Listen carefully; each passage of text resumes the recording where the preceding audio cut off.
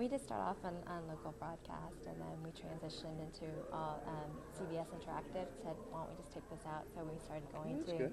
like theinsider.com, and they Cover up your thing my a little boobies. bit. Yeah, your boobies. Really? No, that we want to see that.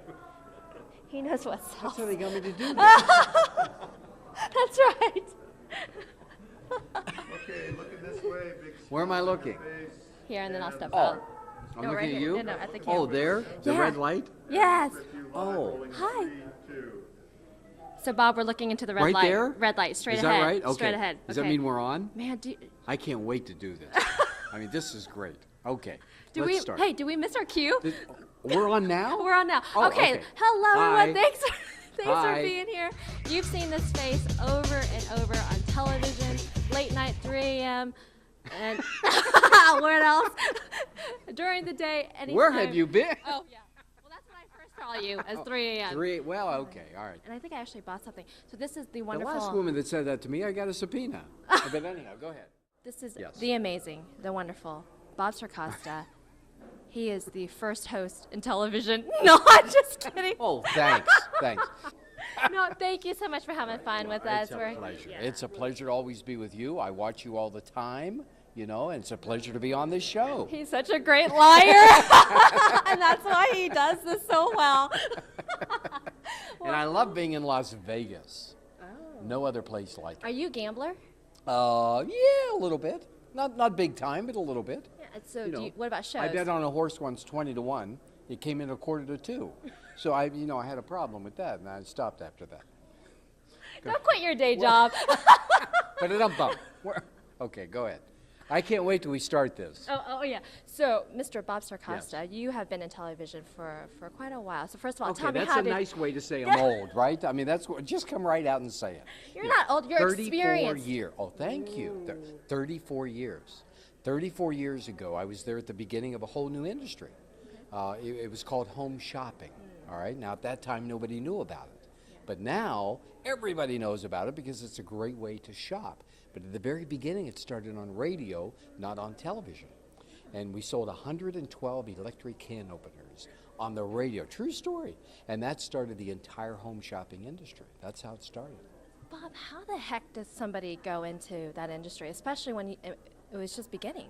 Well, I mean, we had no idea what we were doing at that point, you know. Neither do we right now. No, you couldn't tell, could you? Yeah, okay. But it was it was a very small radio station in Clearwater, Florida. It was called WWQT. And it was 1470 on your AM dial, and we thought we were great and big time. This was the world's worst radio station. And it was a talk show. I had a talk show. And we had a tough time selling advertising. And so one day they brought in 112 electric can openers for me to sell on the air. And I looked at the owner of the station, Bud Paxson, who was the founder of the entire industry. And he came to me with this can opener. He said, sell this can opener. And I looked at him like he had 3 heads, you know. I said, wait, I'm a newsman, you know. I have morals and ethics, and I don't want to sell. And then he explained the relationship between me selling the can opener and me getting a check. And instantly, the can opener looked pretty good.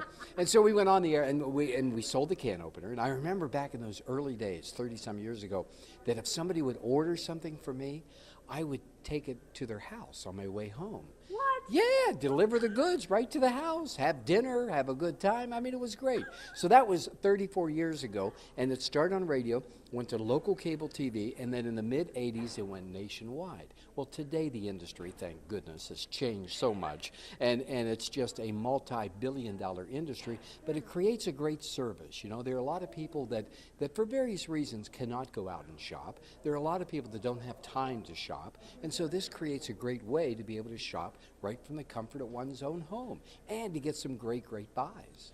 You know, if you think about it, it seems absolutely absurd that someone will volunteer to watch a bunch of commercials, right?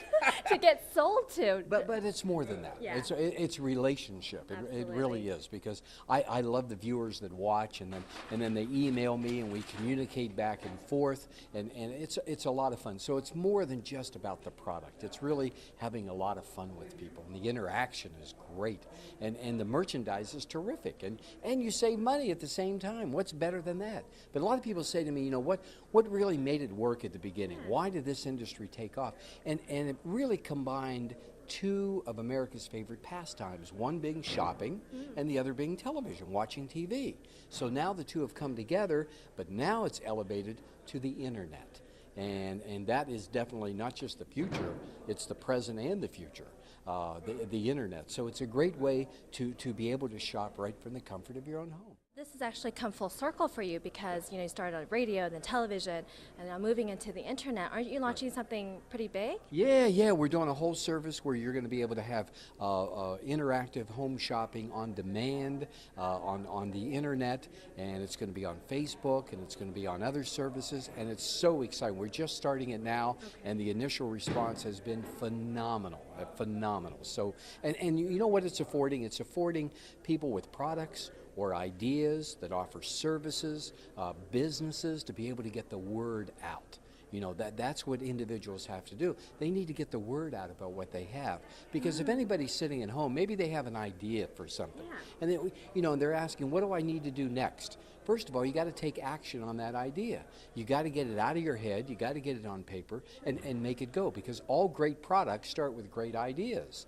So if anyone is out there, maybe you have a great idea, you got to take action on it. And we do a mass marketing boot camp at CEO Space where folks come in with products and ideas, and it's like a GPS for success because we map out your strategy and we tell you what you need to do next. So many entrepreneurs have come to me over the years and they always say, here's my product or here's my idea, but the next question is always the same, and that's, what do I do next? So we put together this boot camp that really gives the resources and gives the information that enables one to know exactly what to do next. You know, there's so many people watching right now, and they could be entrepreneurs, but they could just be anybody, just like you said, have an idea. So what are some questions should they ask themselves to say, I wonder if I can actually take this to that market and sell? Sure. Well, one question would be, what you have, your product or your idea, is it demonstrable? Can you demonstrate what you have? Now, there are many different forms of demonstrations. It could be a dirty floor and then you put the product on. It's a clean floor. That's a demonstration. But there are other ways to demonstrate. If you're thinking of bringing your product to life via video, keep in mind you've got to be demonstrable in what you're doing. Also, another question is, does it make one's life easier? Or does one really have to go way outside their comfort zone in order to experience the product, okay? Because none of us really like to go too far out of our comfort zone. So you got to make sure that it fits within the parameters of one's daily routine. Also the fact, does it appeal to the impulse? Are the benefits kind of instant? Or do you have to wait for a long, long time? Here's a big one. What problem does your product or idea solve? All right? You have to be in the problem-solving business. If you have a product, it solves a problem. If you have an idea, you have to determine what problem are you solving, because if you can solve someone's problem, you will have a winner. Fantastic. So what words of wisdom, words of encouragement, words of success for everybody out there, for them to, you know, not necessarily just get their product out there, but to go after their dreams? What would it be? Well, for all entrepreneurs and inventors, hey, the process is not easy, okay? But it's well worth it when you can get the results that you're after. I would always keep this in mind. Keep in mind that the will has to be stronger than the skill, okay? Because many people stop when they think, how am I going to do that? I know what I want to do, but how am I going to do it? And that stops everybody. Don't worry about how you're going to do it. Focus on why you want to do it. The will is stronger than the skill. Brilliant. No, absolutely really? Yes, Okay. Absolutely brilliant. All right, are we ready to start? Okay, we're ready to start. Okay, all right. Wait, that was wait. a great rehearsal. Now we're going to go with this, right? I'm actually going to ask you for a huge favor. I've got this lovely product called the CEO Space Badge. Yes. See, I would love for you to sell this badge. Well, this isn't just a badge. Oh. This is a way for you to meet people, because you will be wearing this and people will come up and they will know instantly who you are. So forget the fact that this is a badge. This is a way for you to interact with people and to have that confidence that you have when you're talking to other people. But it also fits conveniently around your neck, so you don't have to be reaching into the pockets, searching and everything. People can come up and say, hey, Bob, how are you? They'll look down at your badge, but at least they'll know your name and they won't forget it the next time. So it's more than a badge. It's a way to get recognized. Awesome, I'm in. How many do? And Bob, if you buy this today, Yes. Bob Circosta will deliver it to you at your home tonight You got before it. midnight. And the lines are lighting up. Thanks, Maria. You're Thank you. wonderful. Mwah. Ah.